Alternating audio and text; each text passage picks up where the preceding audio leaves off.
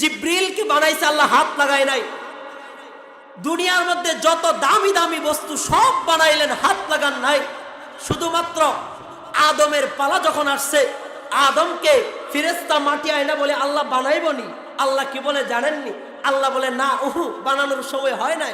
কেন আল্লাহ? না, এখনই সময় হয় নাই।